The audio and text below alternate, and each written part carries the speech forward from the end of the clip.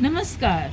आज हम पढ़ेंगे टाइप्स ऑफ पॉवर्टी, यानी कि पॉवर्टी कितने प्रकार के होते हैं। तो हम देख रहे हैं कि दो प्रकार के होते हैं, एक एब्सोल्यूट और दूसरा रिलेटिव। अब एब्सोल्यूट यानी संपूर्ण रूप से गरीब, और रिलेटिव यानी कि हम किसी से रिलेट करेंगे, कंपेयर करेंगे, तो उसे रिलेटिव कहेंगे। अब कैसे माना जाएगा देखिए। अब जहाँ पर lack of basic needs like food, cloth, shelter, यानी कि जिस घर में बेसिक नीड्स फुलफिल नहीं हो रही है, या तो कपड़े की कमी, खाने की कमी, इस तरह से मैंने फाइनेंशियल रिसोर्सेज जो है जिसके पास पूरी तरह से नहीं अवेलेबल है, वही है एब्सोल्यूट पॉवर्टी, यानी कि संपूर्ण रूप से गरीब। अब रिलेटिव कौन होगा?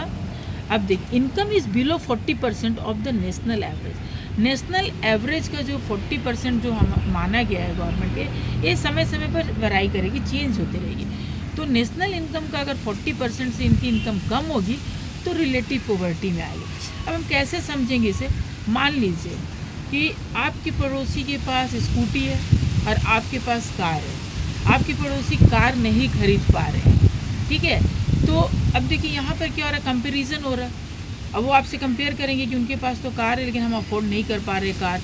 ये रिलेट किया है आपसे, तो ये जो है वे गरीब नहीं है। बट जब रिलेट करते हैं दूसरे के साथ, तो उनके पास है, मेरे पास नहीं है, मेरे पास नहीं, तो यही होती है रिलेटिव पॉवर्टी। यानी कि जब हमें दूसरों को लगता है कि उसके पास ज़्यादा है, हमारे पास कम है, तो उस हिसाब से जो गरीब होता है ना, उसे कहते हैं रिलेटिव पॉवर्टी। एब्सोल्यूट पॉवर्टी आपको कहाँ मिलेगी देखने के लिए? डेवलपिंग कंट्रीज़ में।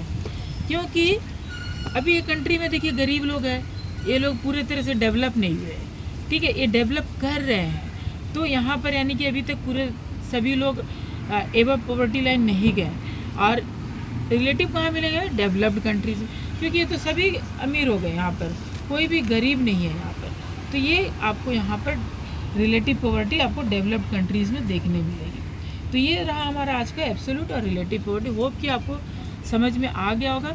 तो जल्दी से लाइक शेयर सब्सक्राइब कर दीजिए ताकि मुझे मोटिवेशन मिले और मैं इसी तरह से अच्छी आपकी एजुकेशनल वीडियो बनाती रहूँ। धन्यवाद।